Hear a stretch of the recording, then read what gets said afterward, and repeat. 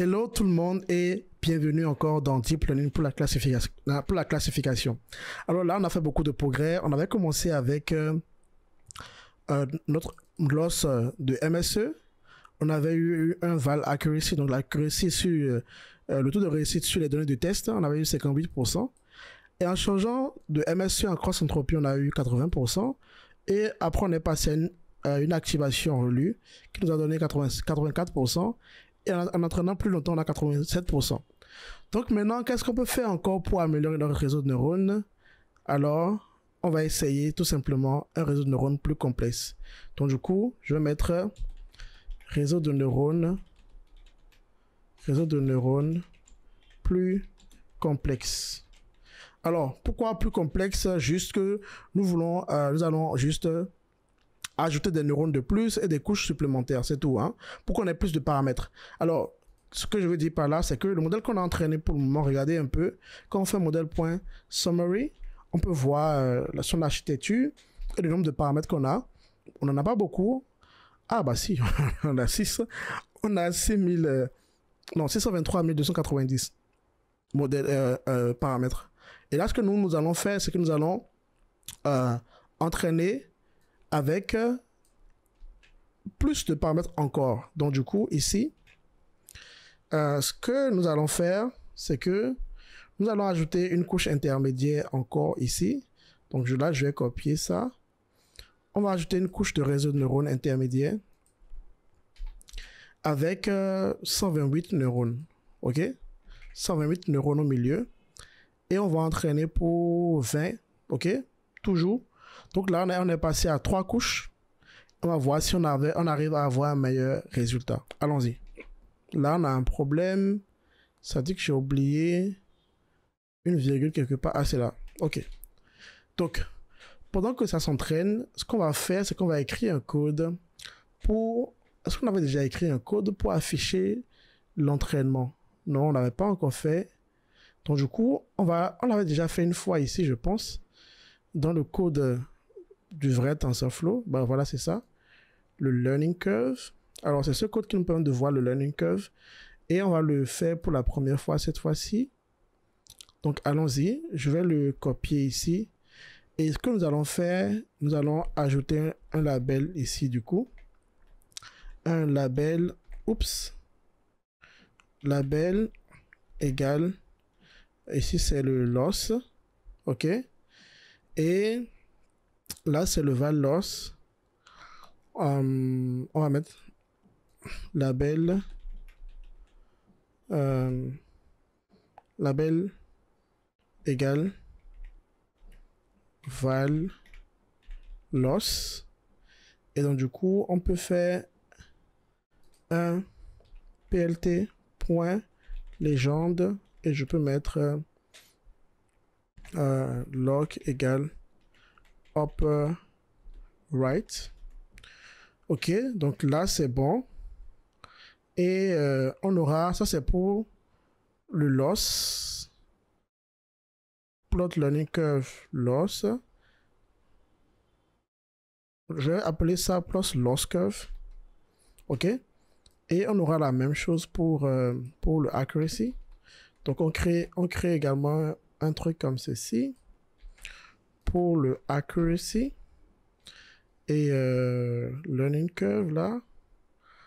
Ici je vais appeler ça modèle loss. Ouais, loss curve tout simplement. Loss curve.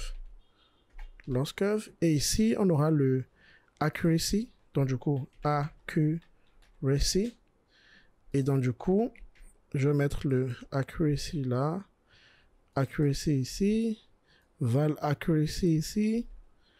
Et val accuracy là aussi. Et ici, ce sera le accuracy. Et on va mettre accuracy curve. OK? Donc, c'est bon. Et donc, du coup, si j'exécute, bon, il va s'exécuter après. Donc, on va pouvoir afficher le résultat de l'ensemble en appelant les deux comme ceci. Ah, mais est-ce qu'on a sauvegardé? Ah oui, on a sauvegardé dans H. C'est très bien. Donc, du coup, ce sera h.history, si vous vous rappelez bien. Et je fais également le plot accuracy curve. Ah, ça c'est accuracy curve. plot accuracy curve. Et donc, on va pouvoir, oups, on va pouvoir, oh non, trop grand, ok, voilà. On va pouvoir le copier aussi. On pourra afficher ça. Alors, la même chose. Voilà. Voilà. Donc, là, on a presque, là, on est à 13 époques. Je vais passer à l'étape où le tout s'entraîne. Alors, on a fini l'entraînement et, comme d'habitude, il faut qu'on copie les résultats pour comparer à ce qu'on avait fait avant. Donc, là, on a rendu notre modèle un peu plus complexe, n'est-ce pas? Donc, ici, je vais mettre modèle complexe, n'est-ce pas? Et on ira copier le dernier résultat en espérant qu'il continue de s'entraîner. Oui, c'est le cas. Donc, là, on le copie et on compare. Ok, le loss d'entraînement a diminué. Le loss de test aussi a diminué. On a maintenant une accuracy d'entraînement de 91%. Et là, un accuracy de validation de 88%. C'est vraiment pas mal. Vraiment pas mal. Et donc, du coup, là, on va essayer d'afficher le graphe. Ok? On va essayer d'afficher le graphe ici. Alors, là, par contre, là, je ne comprends plus. Je pense que j'ai fait une erreur quelque part. Ah, ici, c'est History Val Accuracy. Attention. Attention, Kevin. Hein? Donc,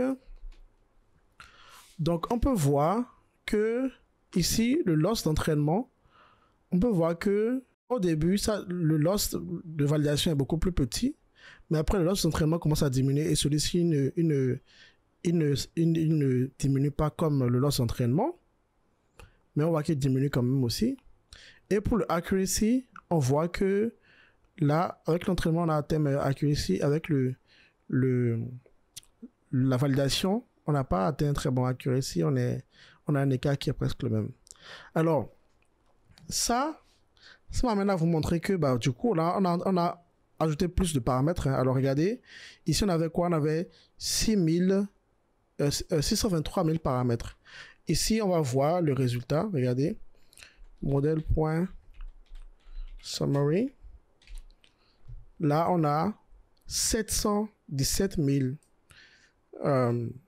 paramètres pour une augmentation seulement de 1% sur le val accuracy.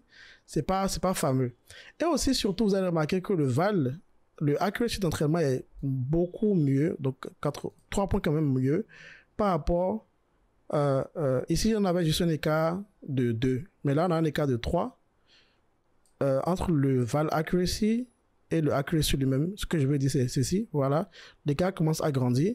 Et quand on a quelque chose comme ça, alors je vais vous montrer un exemple, ou bon en tout cas le loss aussi c'est un peu comme ça. Alors si on a un cas où, regardez ici, ça c'est les époques. Et ici, on a le loss, par exemple. Donc, le loss, il est censé diminuer. Donc, imaginez que le loss d'entraînement, il diminue parfaitement comme ceci.